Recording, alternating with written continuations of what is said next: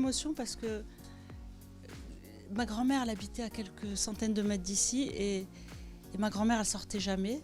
Et là, je suis face à des journalistes qui sont intéressés par le sujet et par son histoire à elle. Et ce qui m'émeut vraiment, c'est on parle d'elle, on la met en lumière.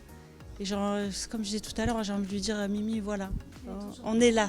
Non, elle n'est pas toujours, elle n'est pas plus en vie. Et j'ai envie de lui dire, regarde, on est là, on est avec des gens, on parle de toi. Et c'est une manière de lui rendre un hommage.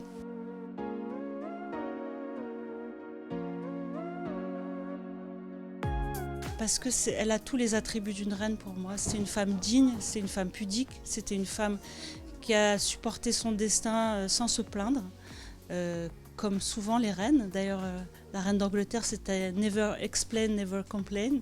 Et puis c'est aussi la reine, la reine d'une famille, comme on a tous dans nos familles, des mères, des grands-mères, qui ont donné beaucoup et qui, pour moi, certaines n'ont pas été assez mises en lumière.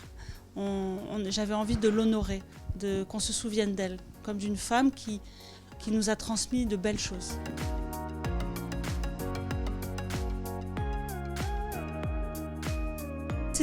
C'était pas tant un secret, c'était quelque chose dont on ne parlait jamais.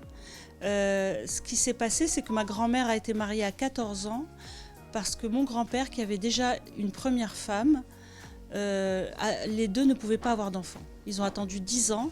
Elle était stérile et à l'époque, les rabbins pouvaient donner une dérogation pour épouser une deuxième femme. Et donc, la première femme a choisi sa propre nièce pour épouser mon grand-père et pour lui faire des enfants. Et moi, si vous voulez, j'ai toujours vu cette première femme de mon grand-père dans les repas familiaux et on m'avait raconté que c'était mon arrière-grand-mère. Et en fait... j'ai accepté cette explication qui était complètement folle parce qu'elle n'était ni la mère de ma grand-mère, ni de mon grand-père, ni de personne d'ailleurs, parce qu'elle n'avait pas d'enfant. Donc voilà, on savait plus ou moins qu'il y avait quelque chose qui n'allait pas, mais on ne savait pas exactement le comment du pourquoi.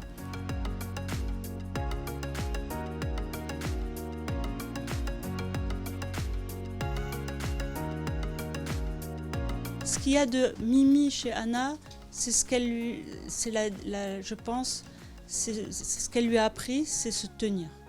C'est attention, tu te tiens, tu t'énerves pas, tu fais pas, c'est la tenue, la dignité.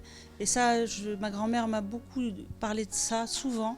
Attention, genre, ne t'affole pas, fais les choses bien, sois digne. Et je pense que ce que Anna peut apporter à Mimi, c'est lui faire entrevoir que la liberté, la joie est possible en tant que femme. Et je pense qu'elle l'a vu quand elles se sont rencontrées, quand elles ont partagé des moments ensemble. Et ça lui a donné de l'espoir, elle a transmis quelque chose de bon à sa petite fille.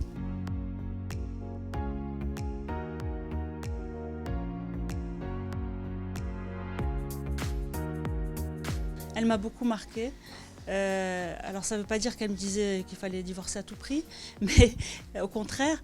Mais elle m'a fait accepter que si j'étais pas en accord avec ma vie, eh ben, il fallait prendre ses responsabilités et ne pas être dépendante et prendre sa liberté.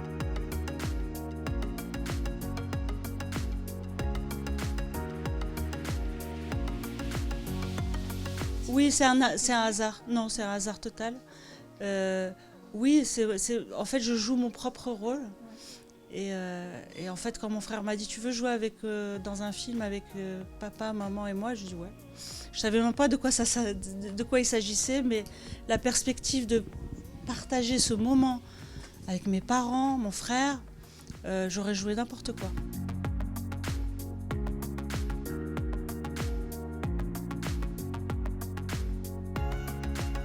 À Casa, notre sport préféré, c'était d'observer tous les deux. Et alors, je vais vous avouer quelque chose, on a un jeu tous les deux jusqu'à présent. Et on se fait deviner des personnalités de Casa de notre enfance. Et comment il s'appelait le marchand de bonbons à côté de Tahiti, et celui qui trouve, et comment il s'appelait le maître nageur. À chaque fois, parfois on s'appelle au milieu de journées très chargées à Paris. Et il me dit, tu te rappelles comment il s'appelait le gardien du club de tennis? Et à chaque fois, celui qui gagne, c'est celui qui a trouvé la bonne réponse. Je vais écrire un autre. Ouais, j'ai beaucoup aimé cet exercice. Je pense que ça va parler toujours de transmission familiale, plus entre une mère et sa fille.